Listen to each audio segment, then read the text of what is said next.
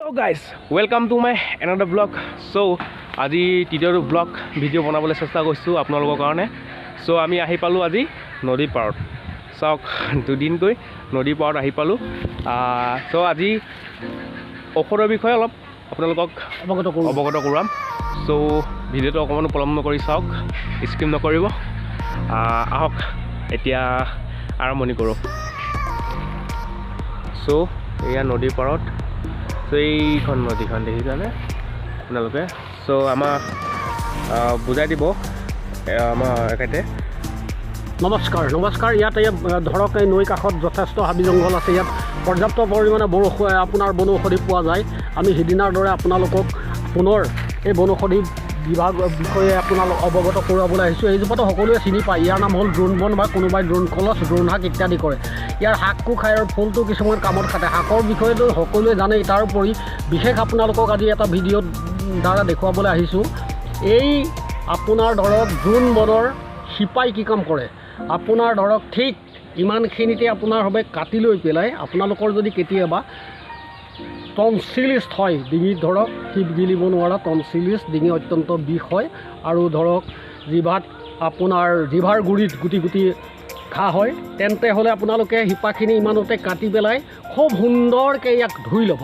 ধুই পেলাই যিমান পাৰে অকণমান পানী দি খুব একদম বাতি পেলাই আপোনাৰ ধৰক 6-7টামান জালুক দি অলপ কুহুমীয়া কৰি পেলাই অলপ গৰম কৰি কুহুমীয়া গৰম কৰি আপোনাৰ 2 চামুচ খাব পাৰে। আৰু কুলো কৰিলে আপোনাৰ ধৰক এই টনচিলিষ্টৰ পৰা যথেষ্ট উপশম হ'ব।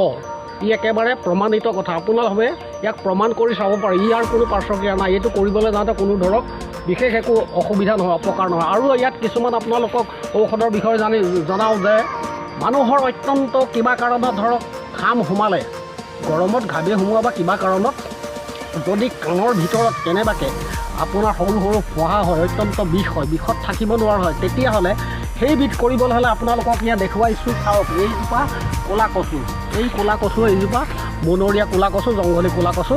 এইজোপা হয় ক'লা কচু। ইয়াৰ আপোনালোকে আঠাটো লাহেকৈ ধৰি টেপি পেলাই উলিয়াই ল'ব। এনেকৈ আঠাটো উলিয়াই ল'ব এই বনৰীয়া ক'লা কচু। আৰু অকণমান মিঠাতেল দি সেই জেগাটোত য'ত আপোনাৰ কাণৰ আপোনাৰ ফোঁহা হয় কাণত, তাত একেবাৰে খুব সাৱধানেৰে নি পেলাই এই ফোঁহাটোত আপোনাৰ লগাই দিব পাৰিলে বা কাণত একেবাৰে খুব হুঁচিয়াৰকৈ লগাই সেই আপোনাৰ বিষৰ জেগাবোৰত ইমানডোখৰমান ধৰক আপোনালোকে ভিতৰলৈ লৈ গ'ল আঠাটো আৰু চাব একেবাৰে লগে লগে উপশম হ'ব। ইয়াৰ একদম বৰ অত্যন্ত আৱশ্যকীয়, অত্যন্ত আয়ুৰ্বেদিক প্ৰকৃতিত একদম প্ৰকৃততে ব্যৱহাৰ কৰি চাব, নিশ্চয় উপশম হ'ব। আৰু এই নদীত আমি মাছ ধৰা হয়। ইয়াতে মাছ ধৰোঁ, যথেষ্ট কেঁকুৰা মাছ পোৱা যায় ইয়াত। এটা নদী পাৰে সিজোপা কি বুলি কয়, চেংমৰা আছে। চেংমৰা যথেষ্ট আছে। আৰু ইয়াত আপোনাৰ চেংমৰা গছ, এই জমলাখুটি বুলি কয়, বগা।